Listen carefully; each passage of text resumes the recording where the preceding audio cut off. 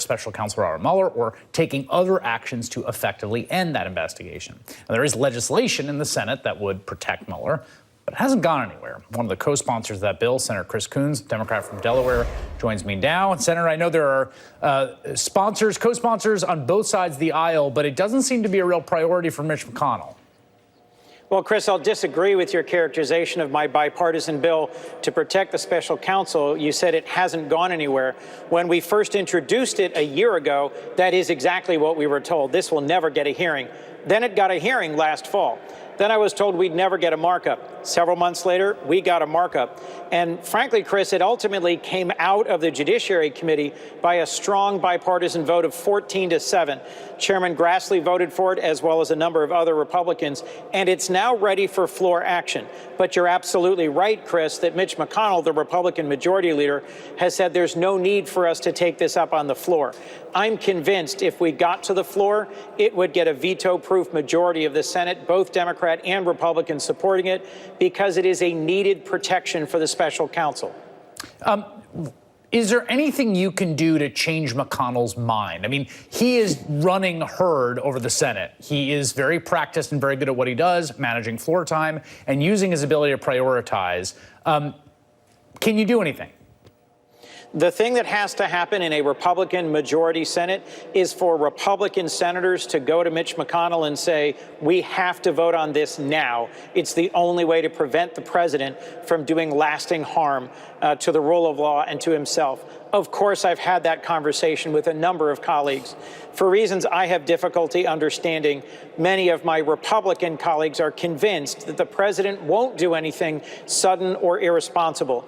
As your lead-in to this segment suggested, Chris, I'm concerned that some of the reassurance they've gotten might have been either from the White House counsel, Don McGahn, right, who we now hear may be departing, or from Attorney General Jeff Sessions.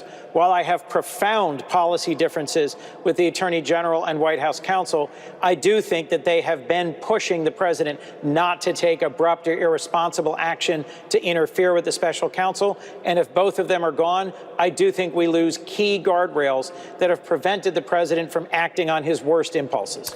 You are right now on a very brief recess in the United States Senate, pursuant to a deal struck between Mitch McConnell and Chuck Schumer about essentially unanimous consent on votes for confirming a bunch of Trump nominees, president's nominees to the federal judiciary.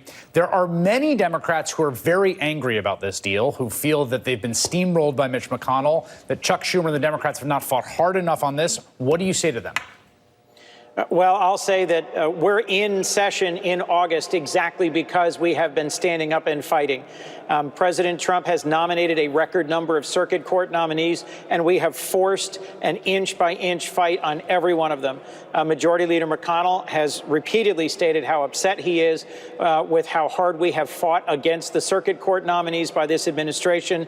And as a result, for the first time in decades, we are here in Washington working in August. I'm just finishing now a 12-hour day in my office here in Washington, preparing for next week's Kavanaugh hearing. I'd say to folks who are upset that we have to make hard choices and that it was possible for Mitch McConnell to get the same result. And I'll remind you, half of these judges are non-controversial judges that Democrats move forward. Right. But it does allow him to fill more district court seats. That's correct. The end result is the same. We would have been here Wednesday, Thursday, Friday, Saturday, Sunday, Monday, Tuesday, and instead we have the choice whether to stay here and prepare for the Kavanaugh hearings next Tuesday or be back in state and campaigning. And for many of my colleagues, that's an important priority. You talk about the Kavanaugh hearings, which are coming up next week. Day after Labor Day, everyone's back in session on the Hill. And I wanted to ask about an item that I don't think is getting enough priority. We have just learned from the governor of Puerto Rico's own commission study that 3,000 of our fellow Americans died in the aftermath of Hurricane Maria due to the knock-on effects of that storm. That's 3,000 Americans that died, frankly, on your watch, on the president's watch, on our government's watch. And it seems astounding to me that that would not be one of the first items on the docket for everyone in the United States government come Tuesday. Well, Chris, you're right. And I'm grateful for the ways in which you've continued to press and keep attention on this. It is just shocking that thousands of American citizens died in no small part due to the failed response by the Trump administration and by their emergency response agencies. Back when Hurricane Katrina happened on President Bush's watch, the number of Americans who died, the slow response, was a nationwide scandal and something that was paid great attention to. I'm concerned that there's two reasons for this.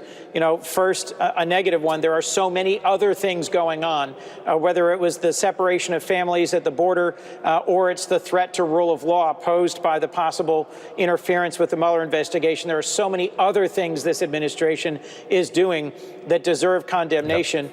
That it's hard to make a list of them. But second, this does fall to the Republican majority. That's who sets the agenda for the hearings by different committees, for what happens on the floor, and they have, frankly, on this largely been silent. We did ultimately send billions of dollars in assistance, but it wasn't delivered in a timely and an effective way.